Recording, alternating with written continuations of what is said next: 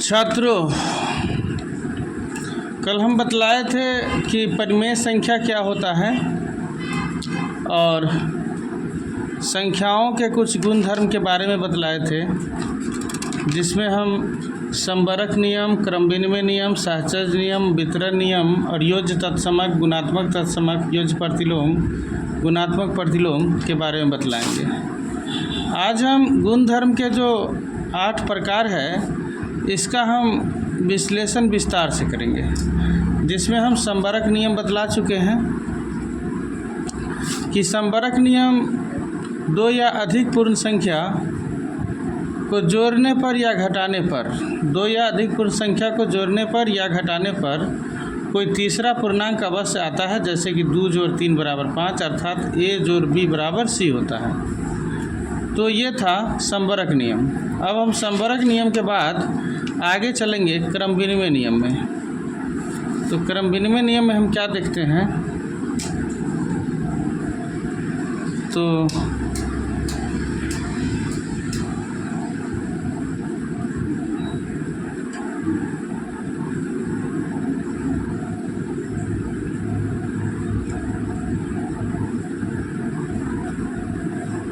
क्रम विनिमय नियम में हम देखते हैं कि a प्लस b बराबर होता है b प्लस a।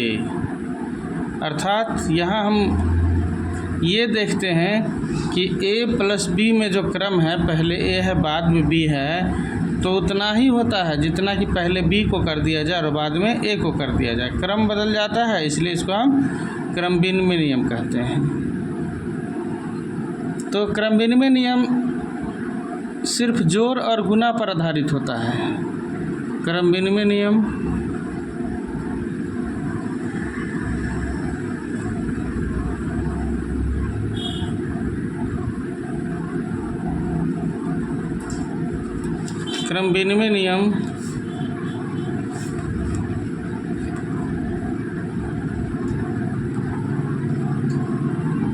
सिर्फ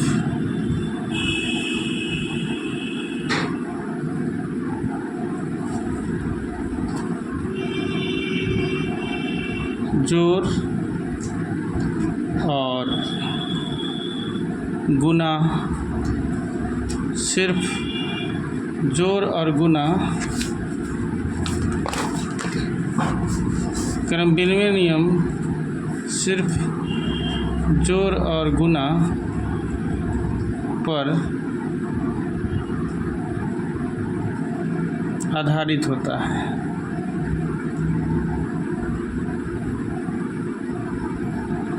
अर्थ कहने का मतलब है कि क्रम विनिमय नियम घटाव और भाग में उपयोग नहीं किया जाता है। जैसे गुना में देखें तो a गुना b बराबर होगा b गुना a। क्रम बदलेंगे तो गुना में कोई फर्क नहीं पड़ेगा, a गुना b बराबर होगा b गुना a।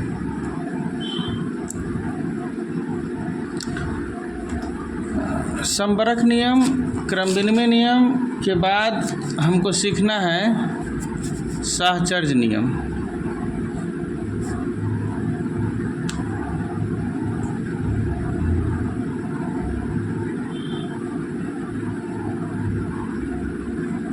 सहचर्य नियम में क्या सीखना है कि सहचर्य नियम में भी जोड़ और गुना पर ही सहचर्य नियम का उपयोग किया जाता है, और इसमें देखा जाता है कि किसी 3 सदस्य का यदि जोड़ है तो उसमें कोई 2 सदस्य को पहले जोड़ा जाए और 1 सदस्य को जोड़ा जाए, अर्थात B और C को पहले जोड़ा जाए, यानी बाद वाले 2 ठो को पहले जोड़ के और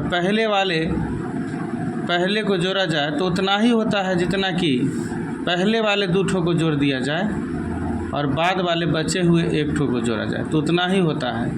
अर्थात A जोड़ कोष्ठ बी जोड़ सी बराबर होता है ए प्लस बी और जोड़ सी। अर्थात साहचर्य नियम में हम क्या देखते हैं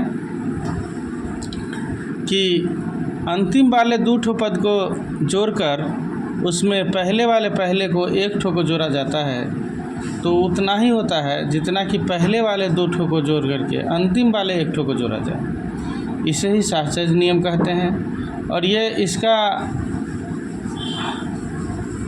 उपयोग गुणा में भी किया जाता है। जैसे कि पहले वाले को अंतिम वाले दो ठो को गुना करके गुना किया जाए तो उतना ही होगा जितना कि पहले वाले दो ठो के गुना में अंतिम वाले का गुना किया जाए। तो ये साहचर्य नियम है। इसके बाद हमको जानना है वितरण नियम। इसके बाद हमें क्या जानना है? वितरण नियम।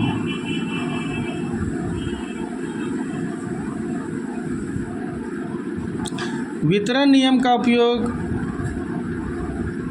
घटाव के जोड़ या घटाव में गुना के साथ होता है। जैसे कि दो ठो कोई संख्या है b प्लस सी और इसको गुना करना है यदि a से तो हम इसको a इंटू बी प्लस सी लिखेंगे। तो ये a से जो गुना करते हैं ना b प्लस सी में तो a से b में भी गुना होता है और a से c में भी गुना होता है। तो यह नियम वितरण नियम कहलाता है। अर्थात a इंटू बी प्लस सी बराबर होगा a गुना b और जोड़ a गुना c। अर्थात यह a b में भी गुना कर दिया और यही a c में भी गुना कर दिया। तो क्या हुआ? a गुना b जोड़ a गुना c हो जाता है। ये वितरण नियम है। इसके बाद हमें क्या पढ़ना है? योज्य तत्समक। इसके बाद हमें पढ़ना है योज्य तत्समक। योज्य तत्समक।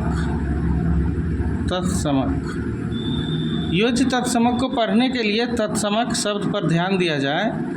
तत्समक का अर्थ होता है कि अपरिवर्तित। क्या होता है? अपरिवर्तित। अर्थात ऐसे चीज़ को जोड़ा जाना है जिससे कि कुछ बदलाव ही ना हो। तो ऐसा कौन सा अंक होगा, कौन सा संख्या होगा जिसको जोड़ने पर कोई बदलाव ना होता हो? तो सीधी सी बात है कि अगर जीरो जोड़ा जाए किसी संख्या में तो कुछ बदलाव होगा। यदि जीरो जोड़ा जाए किसी भी संख्या में तो बदलाव होगा? नहीं होगा। अर्थात जीरो को योज्य तत्समक कहा जाता है।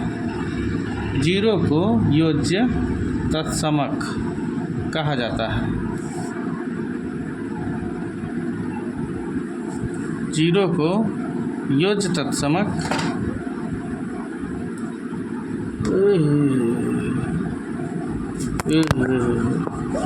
दुर्घटना